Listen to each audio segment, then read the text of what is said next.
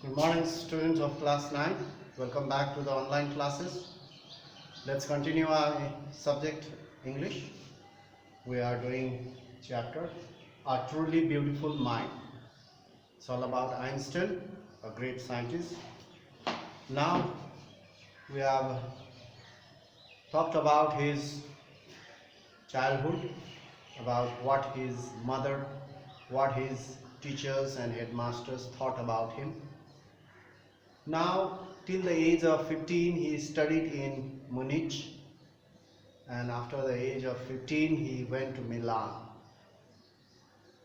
And Milan was much liberal than Munich. In Munich, he felt suffocated in the school.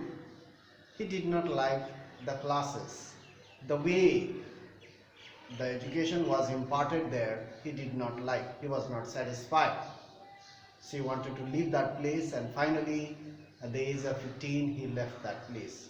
When his family went to Milan, he also went there and he studied there higher classes. Now we'll talk about number 1. There are altogether 8 points I have written. Number 1, till the age of 15, Albert Einstein studied in Munich. We have learned in our previous class. Till the age of 15, he studied in Munich. And he felt suffocated. He did not like the way it was taught there. The regimentation, the rules and regulation and the strictness, he did not like.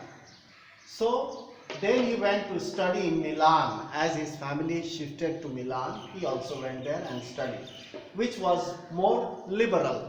There it was much more liberal than Munich. Now, he was highly gifted in mathematics. This also we have studied. He was highly gifted in mathematics. He was much more interested in mathematics as well as in physics. He was very much interested in these subjects. Not only that, but number 3, science was not the only thing he was interested. Science was not the only thing he was interested when he reached there in Milan.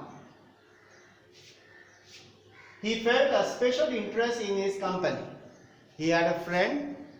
He felt a special interest, who was a student named Meliva Merrick. Her name was Meliva Merrick, a young Serb who came from Russia. She was a Russian Serb, and she came to Switzerland to study in Zurich, because in Zurich ladies were provided or given degrees. In other areas, ladies were not allowed to carry on higher studies. So therefore, she came to Switzerland to study in Zurich, so that she will get the degree. She came to Switzerland to study in Zurich, where women could get degrees. Not in other places, not in other countries, but in Switzerland, in Zurich, women were allowed to carry on their higher studies and get the degrees. That's why she came over there. And Albert Einstein found special interest in her. He said, because she was very smart, she was clever, and she was very good in studies. That's why. He said how happy he was. Einstein used to say that how happy I am. He used to say how happy he was that both means Albert Einstein and Meliva Merrick, both have brought their work. They were working together. They studied together and worked together. They did the research work together. They worked on relativity to a victorious conclusion. So he was very happy to work with Meliva Merrick, because she was very smart and she was good in studies, and naturally Einstein had a special interest in it. In 1900, at the age of 21, when he reached the age of 21, it was 1900, Einstein was a university graduate. He was a university graduate and was unemployed. He finished his graduation and he was unemployed. He had no work. Number 7, he worked as a teacher for some time. He worked as a teacher and gave private tuitions or private lessons to the students. And finally, he secured a job in 1902. For 2 years, he worked as a teacher and provided private tuitions and private lessons. And in the year 1902, he secured a job. While doing the job, he has to work in the office, patent office. While he was supposed to look into other people's inventions, it was an office that the people who have invented certain things, they have to bring it for the patent. And there Einstein worked in the office.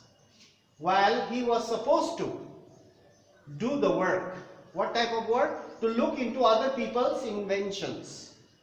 But he was actually not doing the work. He was actually doing his own work, research work.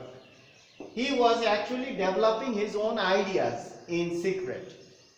Nobody knew that he was doing his own work, not the official work. He was researching certain theories, certain things in science. So he was actually developing his own ideas in private, in secret. Nobody knew. Even the fellow workers who were there in the office, they never knew that what he was doing.